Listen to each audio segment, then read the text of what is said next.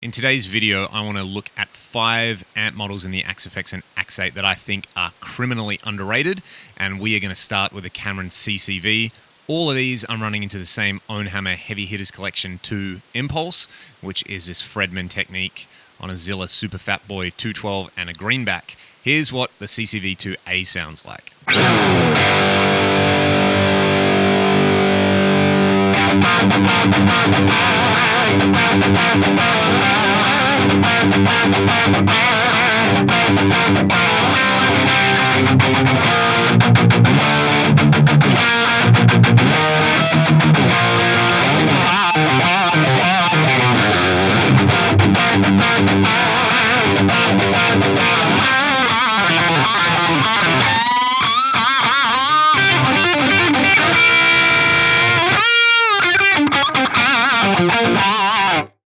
So this one is great for those super juicy modded Marshall tones from the 80s. It's almost, to me, there was that era, say 1990 to about 1992, right before grunge hit, when a lot of the hair metal bands really stripped back their sound, kind of got this aggressive, bluesy, swaggery, hard rock kind of sound going on. You know, a lot of these would have been modded Marshalls or Soldanos, and this amp makes me think of that era of guitar tones. If you crank up the input drive here, you kind of get into like the modern, you know, the last few Whitesnake albums, Doug Aldrich, the kind of tone he's got going on. I can't play like him, but, you know, this is what it sounds like.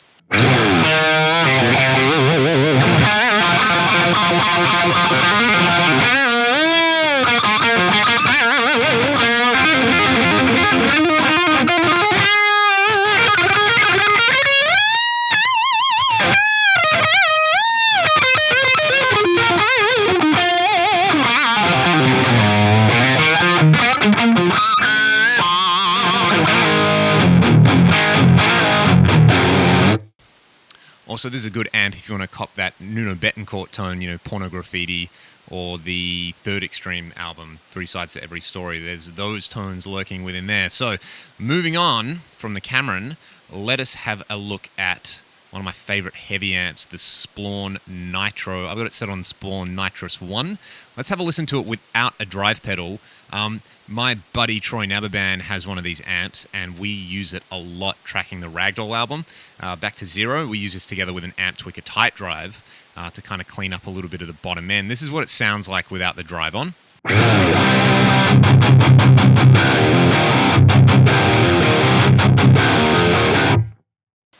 And this is what it sounds like with the drive on.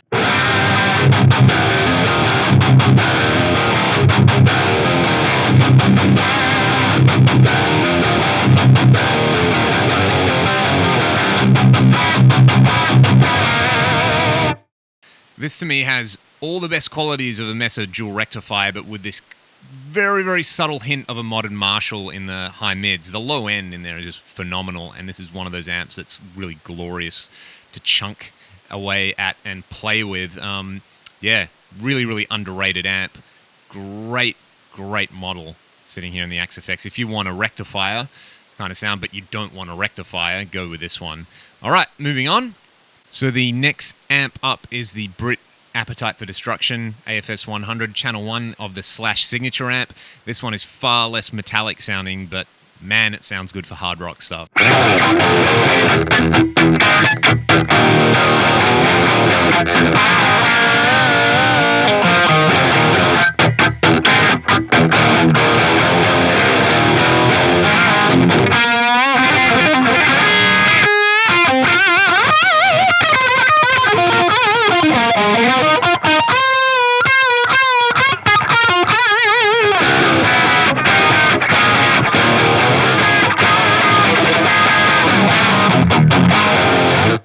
So almost the polar opposite of the Splawn, but this one doesn't get enough love. It's a really bright sounding amp, so tame the treble and the presence and you'll get the most out of this, and crank the master. That is probably why a lot of people don't like this amp, but I think it's criminally underrated. Great sounding amp.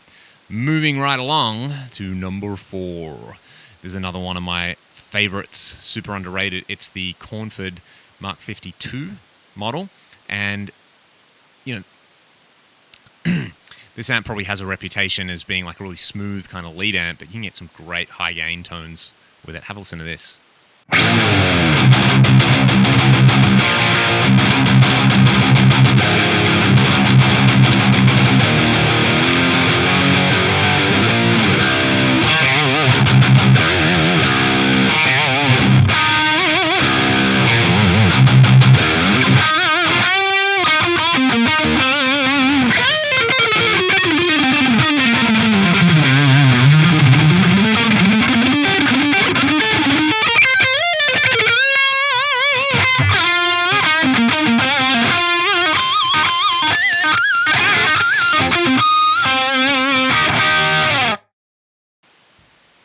This one actually sounds a lot like a Soldano crossed with a rectifier to me. It's one of the closest amp models I found in the box to my real-world Soldano Hot Rod 50.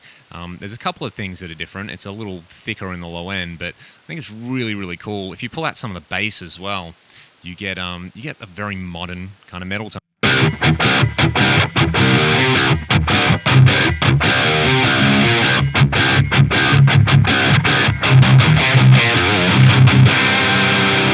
So for all you gent guys out there, this is one to have a look at, as well as anybody who likes a big, thick, hard rock sound. So, for the final one, the Takana by cafrol-ann. I've played a real-world version of one of these amps. It's really, really impressive, really, really well made. It's interesting because it uses KT88s. Let's have a listen to the way it sounds. This, to me, is an alternate universe Marshall.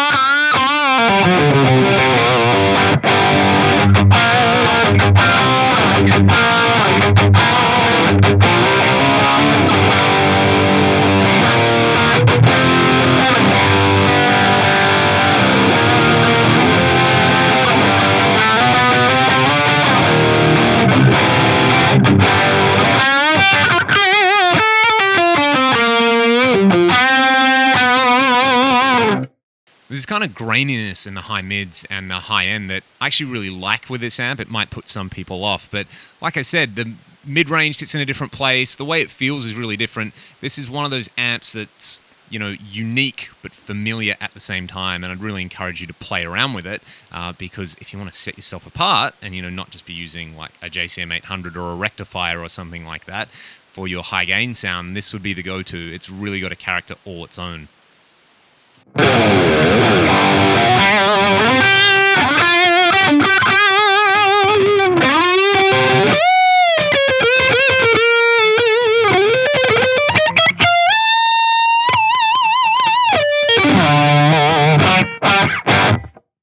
Thank you for tuning in. If you like this video, please subscribe.